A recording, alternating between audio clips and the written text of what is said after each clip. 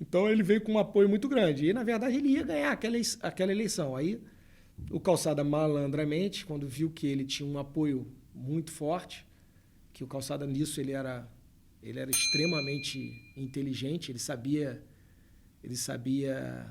aglutinar as forças em volta dele. Então ele sempre teve um apoio maciço da colônia portuguesa, mas ele viu que chegou a hora dele que ele tinha que mesclar isso. Aí ele chamou o meu pai para fazer parte da gestão e ele entrou no futebol e a partir daí nunca mais saiu. Aí, antes da eleição, eles fizeram um acordo? Não, após a eleição. Após a eleição.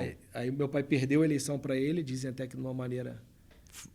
Foi aí que começou a escola Eurico Miranda? A gente vai dizem falar de eleição ainda, vai falar muita coisa. Na verdade, as pessoas têm que entender que uma coisa é você dar opinião e falar sobre as coisas de orelhada, que é o que a maioria das pessoas fazem. Hoje, todos os comentaristas esportivos, essas coisas, eles falam de orelhada. Eles nunca viveram aquilo, nunca precisam. Eles dão opinião sobre uma coisa que eles nunca participaram.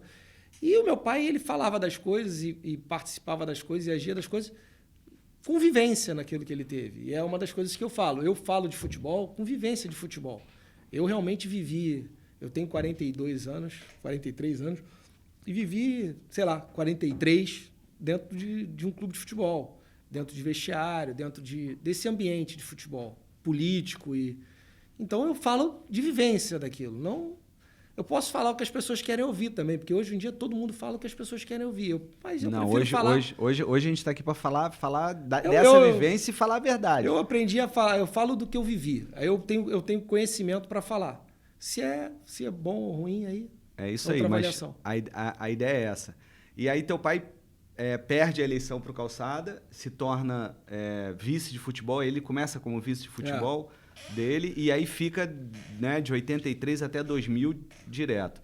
E aí começa uma trajetória de guerra e de luta que as pessoas não reconhecem, porque esquecem. Diga, desde logo no primeiro ano, em 86, foi uma brigalhada enorme, negócio... de escândalo de arbitragens, e que as pessoas esquecem. Papeleta amarela. Esquecem, as pessoas vão esquecendo das coisas, mas ele chegou na federação com o pé na porta, porque tinha um domínio muito grande na federação do pessoal do Fluminense junto com o do Flamengo. Aí foi uma guerra muito grande para tomar essa posição de domínio político do cenário, que em 2000 o Vasco dominava o cenário político, mas isso foi uma escalada. Porque muita gente... A gente fala muito de futebol, as pessoas falam muito de futebol... E se atentam muito à parte técnica da gestão. A gente conversa muito sobre isso.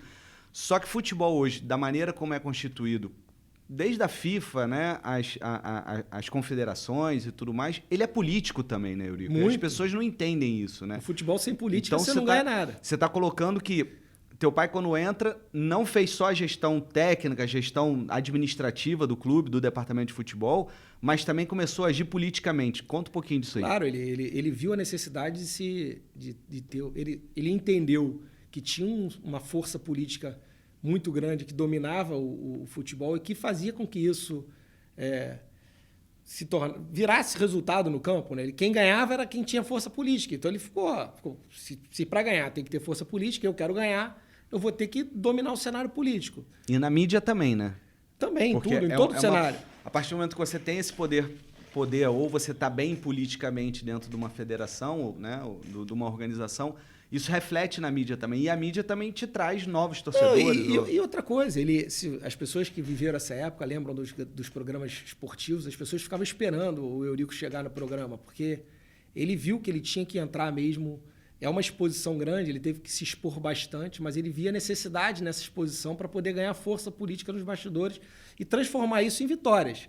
Porque se você for ver o histórico, logo no ano seguinte o Vasco já disputou o estadual desse ano e perdeu. Em 87 já disputou o estadual e ganhou.